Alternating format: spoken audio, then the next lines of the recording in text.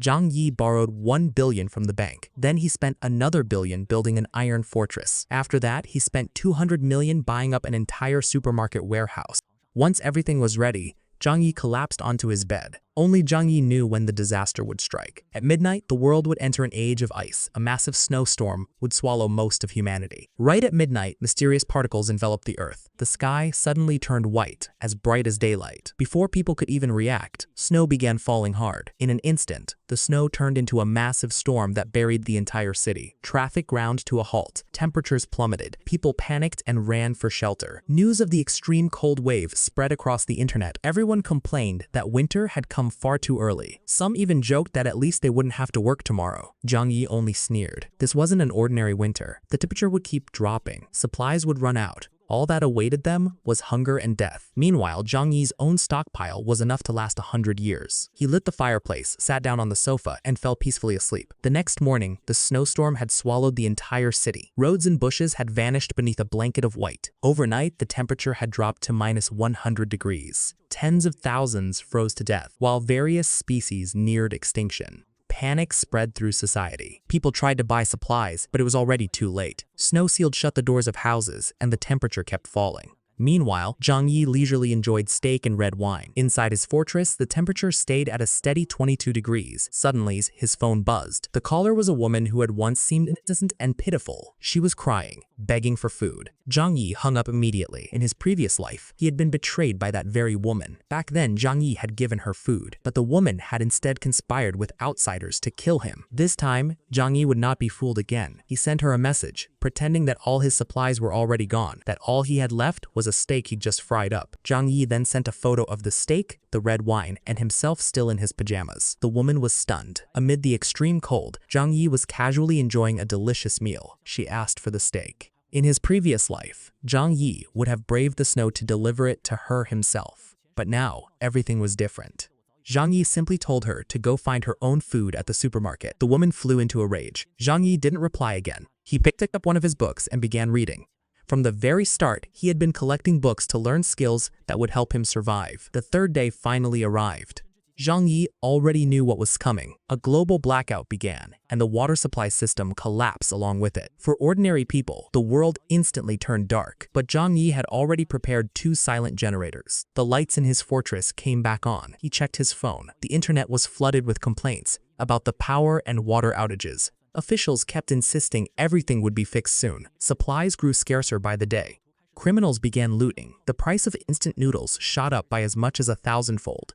The apocalypse was revealing humanity's true nature. As Zhang Yi enjoyed all of this from inside his fortress, he was suddenly pulled into a neighborhood group chat. The neighbors were talking about him. Someone had even uploaded a video of Zhang Yi eating steak and drinking wine. The group chat exploded. They accused Zhang Yi of selfishness and tried to guilt-trip him into sharing his supplies. Some even threatened to break down his door. Zhang Yi only replied coldly, "Do you really think we're that close?" He knew exactly how they would act. In his previous life, when Zhang Yi had opened his door with good intentions, the neighbors had stormed in and attacked him instead. This time, he wouldn't give them the chance. Zhang Yi then started toying with them, went live in the group chat while opening a bottle of Yellowtail red wine from Australia and a tin of French foie gras. Many women sent flirtatious messages, offering themselves in exchange for food. The men competed to call Zhang Yi their big brother. Zhang Yi scrolled through all the messages. Bored, he set his phone down and enjoyed his wine and foie gras while watching the snow fall outside. Half a month passed. The snow still hadn't stopped. The entire city had turned into a white desert. According to Zhang Yi's memory, the storm still had another month to go. While reading through the neighbors' messages, one name caught his attention. Zhou. Her message was different from the rest. She wasn't begging for food, she was offering a trade. "I'm hoping for your help. In return, I can offer medical services." Zhang Yi knew her. Zhou was a 26-year-old female doctor at Tianhai City's First People's Hospital. What caught Zhang Yi's interest wasn't her looks, but her attitude. She wasn't begging. She was offering value in return. In an apocalypse like this, people with real skills deserve to survive more than most. Still, Zhang Yi had no intention of letting her in. No one could be trusted. He decided to make Zhou his informant instead. Zhang Yi kept a close watch on his neighbor's movements. He knew an attack was only a matter of time. Sure enough, Sun Jichao created a new group chat without Zhang Yi in it. His inside envy curdled into hatred. They wanted to seize his home and his supplies.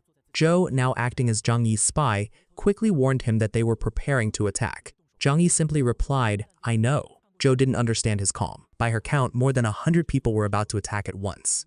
How could Zhang Yi possibly fight them off alone? She suggested he hand over some of his supplies to defuse the situation, but Zhang Yi only smiled. He'd already prepared for all of it. Before long, the floor of the building began to shake. Hundreds of people ran up the stairs.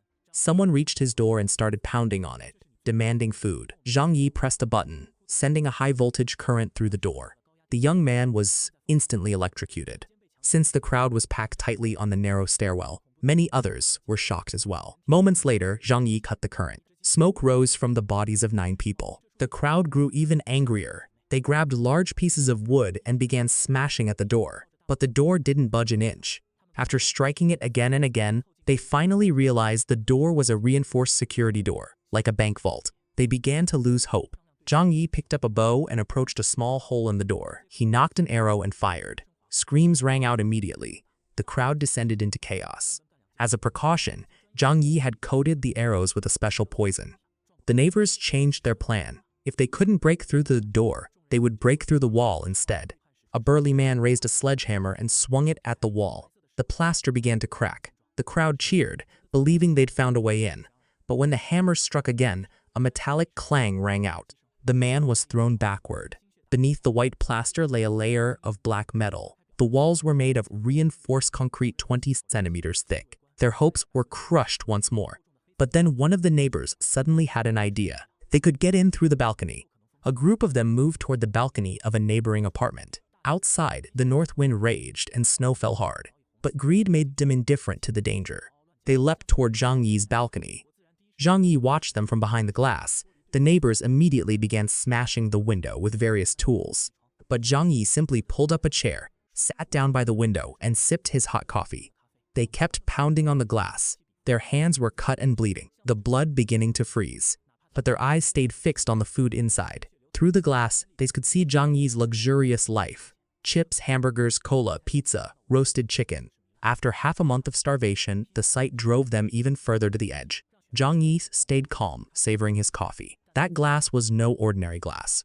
It was specialized bulletproof glass, made at enormous cost. The security company's manager had once claimed it could even withstand artillery fire. The residents had no idea. They kept pounding on the glass for hours. Not a single crack appeared. Eventually, someone gave up in despair. Zhang Yi smiled mockingly. If the glass could withstand artillery shells, how could the scrap metal tools in their hands ever break it? The neighbors finally understood. They weren't attacking an ordinary home. They were up against a fortress Zhang Yi had prepared long before the apocalypse ever began, and as long as Zhang Yi remained inside it, his supplies would not be easy for them to take.